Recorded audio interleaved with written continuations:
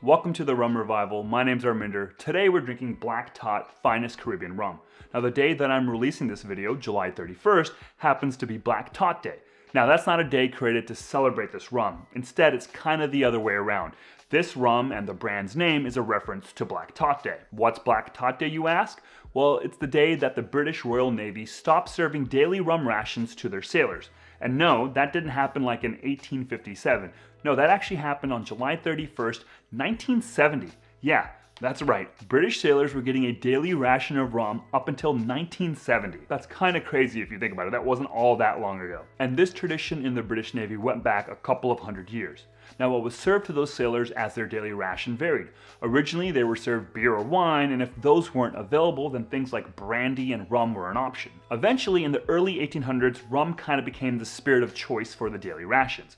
From that time to 1970, the actual quantity served to the sailors was further and further reduced because you gotta imagine that there were a whole lot of drunken sailors acting a total fool all over the place. Now, in terms of the rum that the sailors were actually drinking, well, that's worth getting into briefly. So the rums were sourced from all over the place, though often with the tendency to come from those countries and regions that the British had colonial and imperial influence over, places like Jamaica, Barbados, Trinidad, and Guyana. Starting in the 1800s, these rums would make their way to Britain, where they'd be blended together in these massive open-air vats. Usually these rums came in unaged or very lightly aged, and maybe sat in those vats for up to 2 years before being diluted down to Navy strength, which is 54.5% ABV, and then loaded up in casks for serving as part of the daily rations. That Navy rum blend changed and morphed all the time based on what stock was available. Now, as you get closer to 1970 and Black Tot Day, that's when the blend gets a bit more defined, with certain records indicating that the blend was probably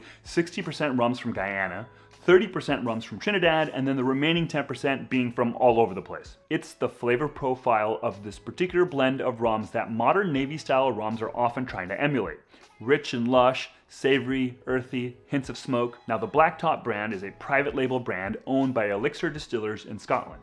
The company is owned by the founders of the Whiskey Exchange, a fantastic spirits retailer in London. Their first release under the Black Tot brand was The Last Consignment, which was actual rum from before Black Tot Day. See, after July 31st, 1970, the remaining rum stock that was left in the vats was stored and sold in 1-gallon stone flagons.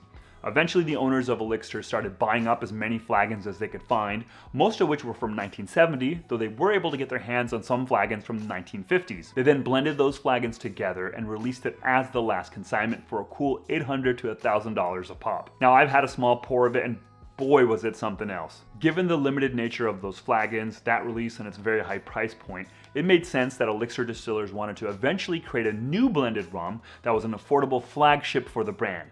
Something made with rum that is easily accessible and available on a regular basis. So in the spirit of those Navy rum blends of the past, a couple of years back they came up with Black Tot Finest Caribbean Rum. It's a modern, all molasses-based blend which brings together rums from 3 different countries in the Caribbean. Now, the blend itself was formulated by Elixir Distillers head blender Oliver Chilton, who's like a bit of a wizard when it comes to these kind of things. So let's actually break down this blend. Now, 40% of this is a 3 to 5 year Guyanese pot and calm still rum from Demerara Distillers. 20% is a unaged pot and calm still rum, also from Demerara Distillers. So in total, 60% of this blend are rums from Guyana. 35% is a 5-year-old Barbados pot and calm still rum from Foursquare. That gets us to 95%. And then the final 5% is a 3-year-old Jamaican pot still rum from Worthy Park. If you think that's complicated, that's nothing compared to their annual Master Blenders Reserve releases. Those things have anywhere from like 15, 20 rums in them to technically 100 plus rums. Now, all these rums in the blend were aged tropically in ex-bourbon casks. There's no chill filtration, no sugar added, and this is bottled at 46.2% ABV. With all that done, let's actually give it a try.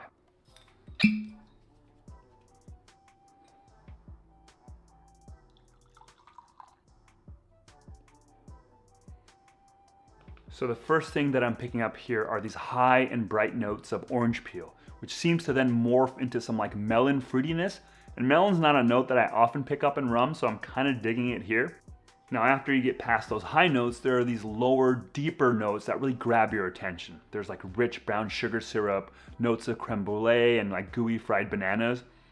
And those like sweet notes are accented and balanced by like a touch of like dark chocolate and coffee to kind of keep them in check. It's a lovely aroma. Let's give it a sip.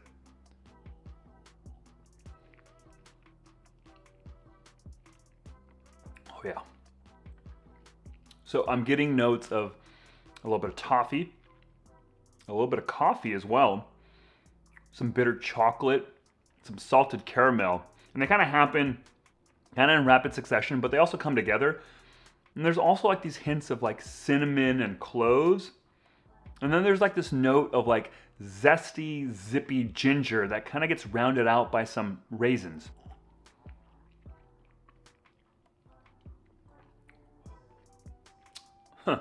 So let me try another way of describing this.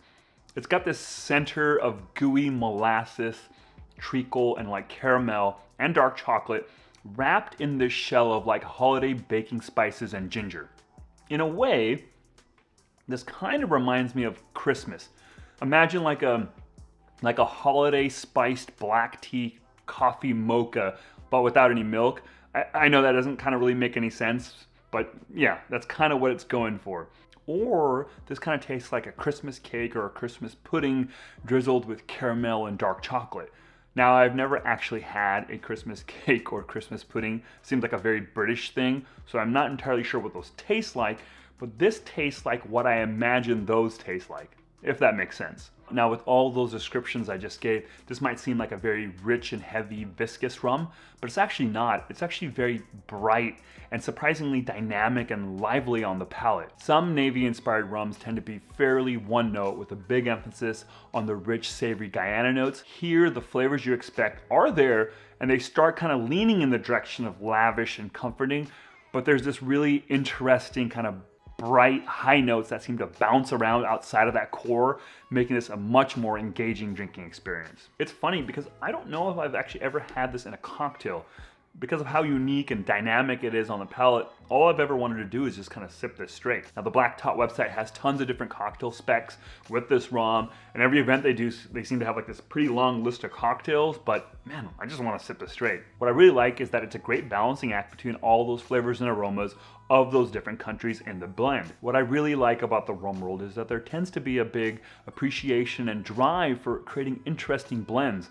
I know in the Scotch and whiskey world, there's a tendency to kind of exalt single malt offerings and kind of poo-poo blends, though I know there are plenty of different producers making killer blends and lots of folks that actually appreciate them. I think in the rum world, we tend not to have this like hang up of whether a distillery or a private label is blending together a number of different distillates. Blending is an art, and a master blender can take rums from all over and use them as flavors and accents to create something that's engaging, a symphony of flavors.